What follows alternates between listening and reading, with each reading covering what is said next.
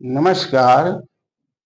गत वीडियो में आपने देखा नक्षत्र मेलापक कैसे किया जाता है।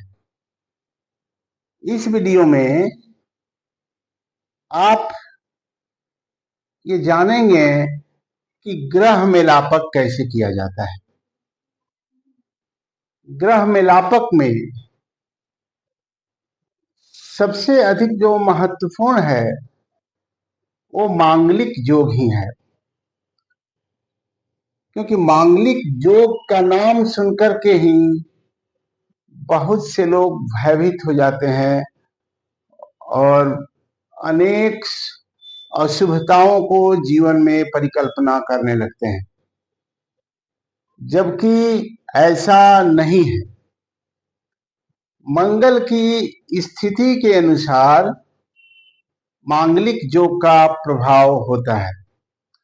आप देखेंगे यहाँ चक्र में हमने बनाया है कि मंगल यदि एक में हो, चाहे कोई भी लग्न हो, यहाँ तुला हो, 7 लिखा हो, 8 लिखा हो, 11 लिखा हो, कोई भी लग्न हो, यदि मंगल ये प्रथम में, चतुर्थ में, सप्तम में, अष्टम में या द्वादश भाव में किसी भी एक भाव में मंगल की उपस्थिति हो तो यह मांगलिक योग कहलाता है।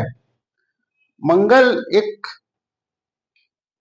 पापग्रह कहा गया है, क्रूर ग्रह कहा गया है और ये ऊर्जावान ग्रह है, इसलिए मांगलिक वाले जातक को यानी वर को मांगलिक कन्या ही चाहिए कि दोनों में एक समानता हो।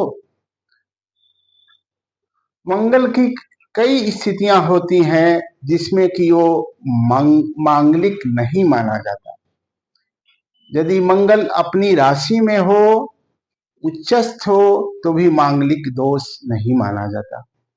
अन्य भी कई स्थितियां हैं, यहां हम जानेंगे कि इस मंगल के दुष्प्रभाव से क्या होता है।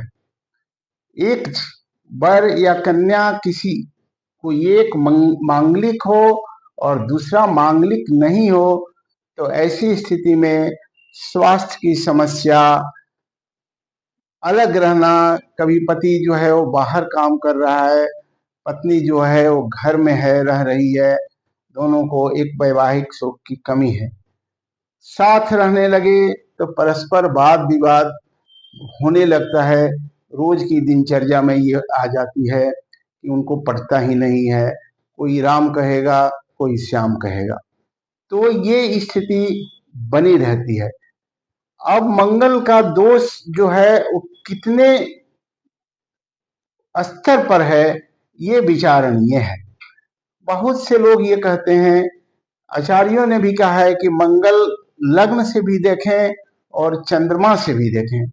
अगर चंद्र से भी हम मांगलिक मानते हैं तो 5 स्थान में मंगल जो है वो तो मांगलिक हो गया, और चंद्रमा से भी 5 स्थान में अगर मंगल को मानेंगे तो 5 और 5 10 स्थान में मंगल के रहने पर मांगलिक कम और ज्यादा हुआ। तो आप देखिए ये 24 घंटे में ये 12 लग्न बनता है, उसमें अगर 10 में अगर मंगल हो तो सपोज तो मानिए कि 80% लोग मांगलिक हैं, अगर चंद्रमा से मान लिया गया तो चंद्रमा से मांगलिक कोई है वो कोई बहुत महत्वपूर्ण नहीं है। इस तरह से मानेंगे तो हर आदमी मंगल है, मांगलिक है, 100 में 80 लोग तो मांगलिक ही है। मंगल दोष उच्चस्थ मंगल में भी करता है, और शनि भौमो अथवा कश्चित पापो बा तादृशो भवेत ते सेवा भवने सेवा भौम दोषो न विद्यते।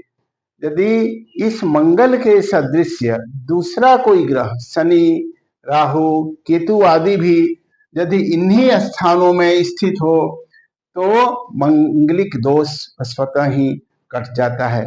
अन्य भी बहुत से योग हैं जिससे कि मंगल दोष का प्रभाव जो है वो कम हो जाता है, यानी वो नकारात्मक प्रभाव नहीं पड़ता।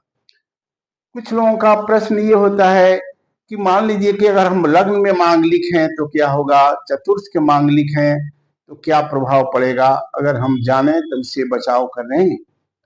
अगर लग्नगत मांगलिक कोई है तो उसका असर ये होगा कि जीवन साथी का जो स्वास्थ्य जो है वो अनुकूल नहीं रहा करेगा, प्रतिकूलता उसमें रहेगी।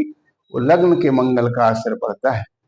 यदि मंगल चतुर्थ भाव में उपस्थित हो तो सामंजस्य की कमी रहती है, पारिवारिक विषयों को लेकर के वाद विवाद आदि होने की संभावना रहती है।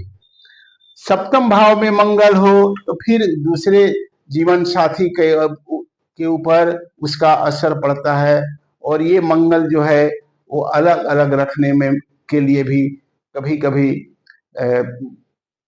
योग बनाता है।